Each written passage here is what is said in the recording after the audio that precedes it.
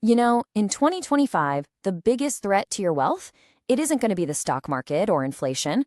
Nope, it's a 2-second decision you make in your pajamas. We call it impulse buying, but for your bank account, it's a silent killer. So let's break down how this trap is set and, more importantly, how you can escape it. Oh, we've all been there, right? It's late, you're just scrolling through your phone, your willpower is at rock bottom, and then bam! An ad hits. The algorithm knew you were tired, it knew you just got paid, and it knew exactly what to show you. And that's all it takes, seriously. In just 2.4 seconds, which is less time than it takes to even tie your shoes, a decision is made. There's zero time for logic, no time for a second thought. It's just a click. And just like that, it's done. And for a few minutes, you feel great, right?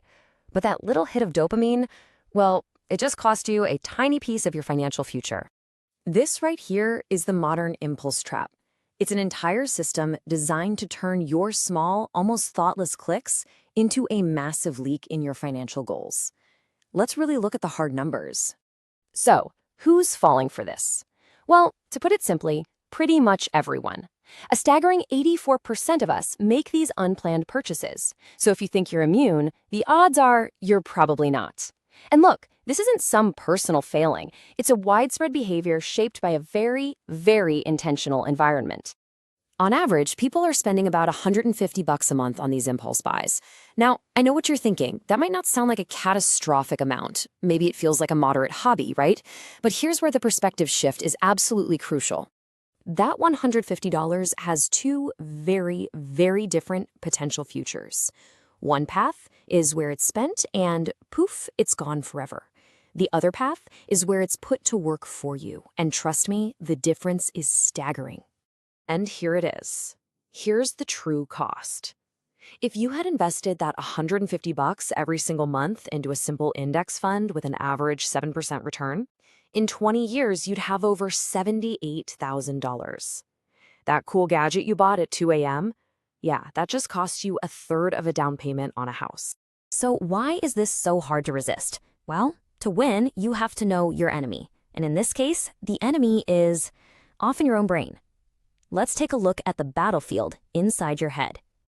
See, your brain is in this constant tug of war. You've got the prefrontal cortex, that's your logical side, the planner. But then there's the amygdala, and it's all about emotion and immediate reward. Retailers spend billions of dollars designing systems to completely bypass your logic and speak directly to that emotional, reward-seeking part of your brain. And they do it with some really specific psychological triggers. First up, you've got the self-reward fallacy. I had a hard day, I deserve a treat. It feels like self-care, but it's really just an expensive coping mechanism. Then there's the illusion of saving. That $2,000 laptop on sale for $900, you didn't save $1,100. You spent $900 you weren't planning to spend. And finally, the version 2.0 trap, where you buy stuff for the idealized person you want to be, the hiker, the chef, not the person you actually are today. Okay, so knowing the triggers is powerful, for sure. But now it's time for specific action. We need a simple playbook to fight back. So let me introduce you to the STAR method. The STAR method is basically a simple framework designed to put a crucial buffer, a pause, between the impulse and the purchase. It's all about interrupting that 2.4-second emotional reaction and giving your logical brain a chance to catch up. So let's break it down. S is for situation. First, you just identify the trigger. Are you bored? Stressed? Did you just see an ad? T is for task. Your job is simple. Interrupt the impulse. A is for action. Decide on a specific step you're going to take instead. And finally, R is for result. Track what you saved and, this is key, decide where that money will go instead. The STAR method is the framework, but now let's get into the specific actions you can take right now. Think of these as financial circuit breakers. They're designed to immediately cut the power to your impulse buying habit. First up is my absolute favorite, and it is incredibly effective. It's called the 72-hour digital disconnect. The process is so simple. You feel the urge, you see that must-have item. Okay, go ahead and add it to your cart. Satisfy that initial impulse. But then, you immediately close the app or the browser. You don't check out. You just wait for a full 72 hours. And the result of this simple delay? It's absolutely astonishing. After putting that space between the urge and the action, An estimated 90% of those purchase urges completely disappear. You've just saved yourself the money and totally regained control. All right, circuit breaker number 2 is the friction fortress strategy. See, retailers want to eliminate every single possible barrier to you spending money. Your job is to intentionally build those barriers right back up.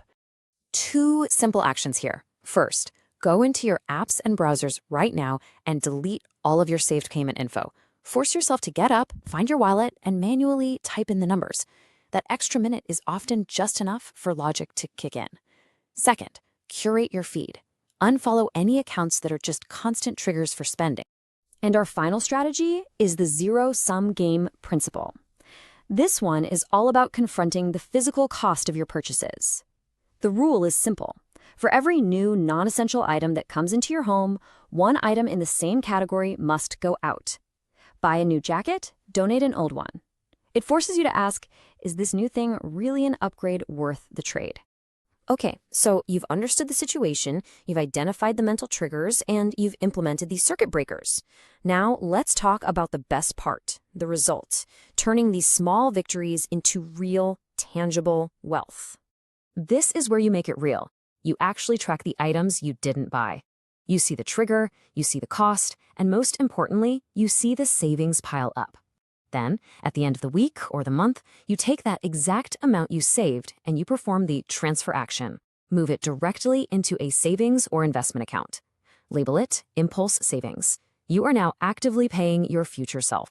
In the end, it really all comes down to this choice. You know, the wealth gap today isn't just about income, it's about attention and discipline. So the question is, will your 2030 self thank you for a growing investment portfolio, or will they be wondering why the house is so full of clutter? The choice is yours to make, and it starts today.